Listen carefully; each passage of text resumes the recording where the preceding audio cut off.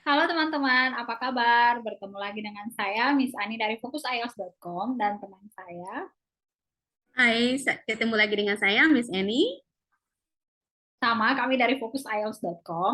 Hari ini kami akan men-sharing, maksudnya berbagi bersama teman-teman tentang tips hidup hemat di luar negeri. Ini sangat penting untuk kita, terutama kita yang buat teman-teman yang ke luar negeri dengan sponsorship. Ya, atau dengan beasiswa. Oke, ya supaya uang beasiswanya cukup untuk hidup di sana. Oke. Kebetulan karena kita beasiswa LPDP, itu zamannya kita biaya hidupnya itu dikirimkan 3 bulan sekali. Jadi kayak kita benar-benar harus tahu porsi keuangan kita, ini mau dikemanain, ini mau dikemanain. Jadi biar pas gitu keuangan kita. Ya, benar. Jadi porsi paling besar itu ke akomodasi ya, Miss. Ya. Iya, porsi paling besar itu diakomodasi. Ya, jadi pada saat kalian kuliah di luar negeri, maka yang akan kalian bayar adalah akomodasi yang mungkin sudah include bill, tapi ada juga yang tidak include bill, dan untuk bill itu yang kita bayar adalah listrik, gas, Dan internet. internet, air dan internet. Ya, air dan internet. Air dan internet satu ya? Bukan Air internet. dan internet terpisah sih, maksudnya yang satu itu kayaknya listrik sama gas.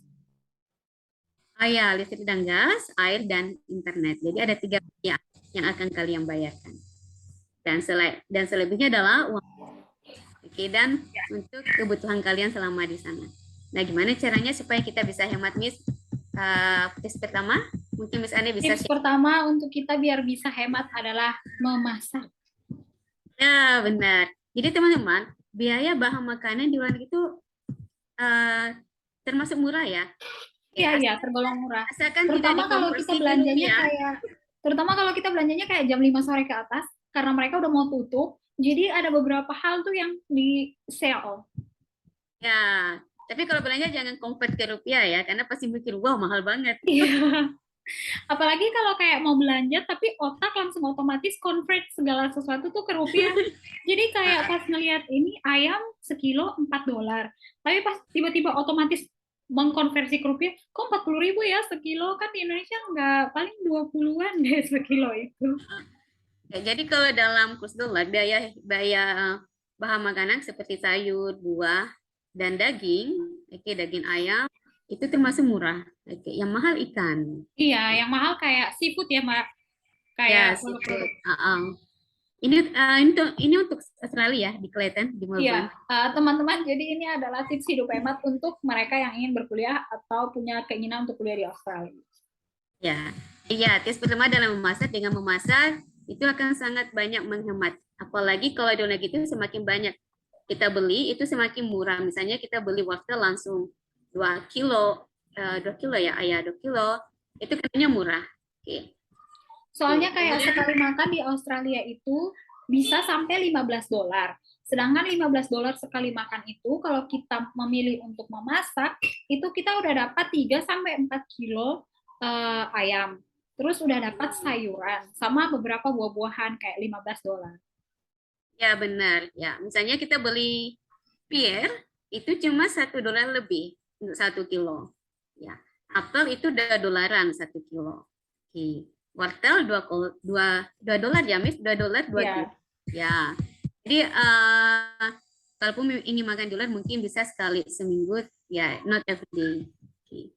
nggak apa-apa kalau mau makan di luar mungkin kayak seminggu sekali atau untuk reward Benar. diri sendiri kayak oh aku habis ngumpulin tugas nih kayak seminggu benar-benar full waktuku semuanya udah untuk belajar pengen nih memanjakan diri beli makanan boleh lah nggak apa-apa.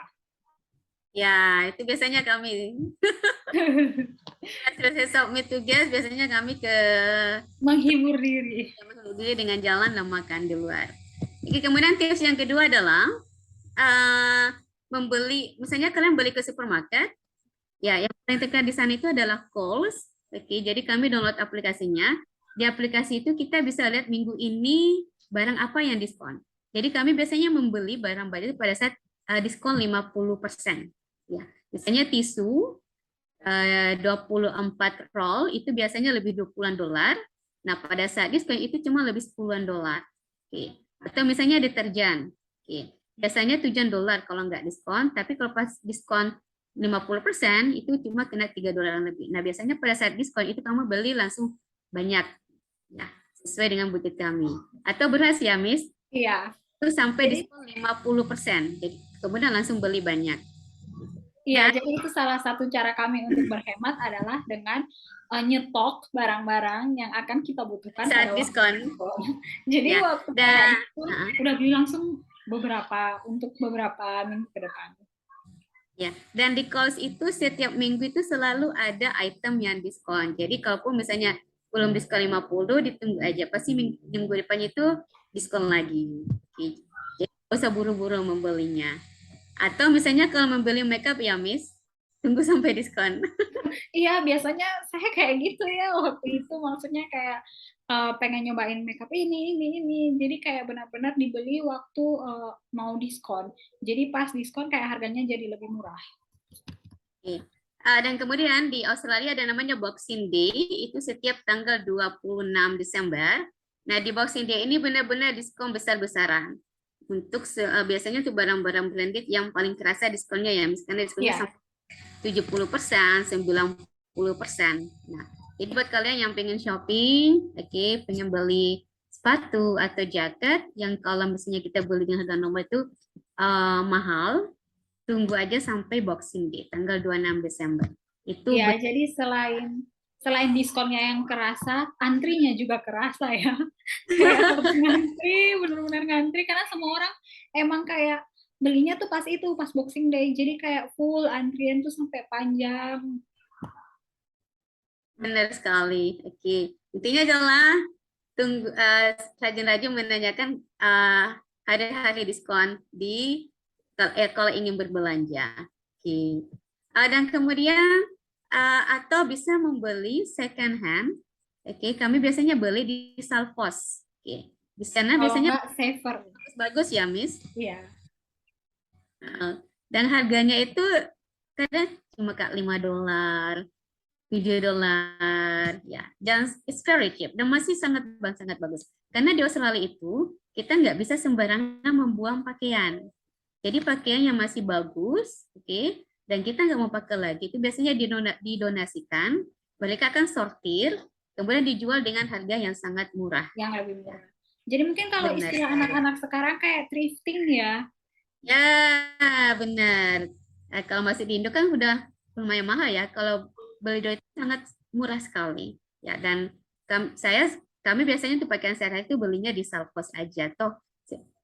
Jadi saat kami pulang, kami kembalikan lagi ke Salvos seperti kayak jaket atau coat yang kalau kami beli baru itu bisa sampai kayak hampir $100. Kalau beli di Salvos itu cuma kayak $10 ya, $15. Jadi pulang kita kembalikan lagi ke Salvos. Nah, Jadi keuntungan kita selain berbelanja di Salvos karena harganya yang lebih murah, salah satu manfaat buat kita itu adalah donasi. Jadi beberapa ya, tempat second hand itu adalah juga tempat untuk donasi. Jadi kayak kita beli, uangnya untuk donasi. Atau kita benar. juga bisa mendonasikan barang-barang yang kita nggak pakai di sana.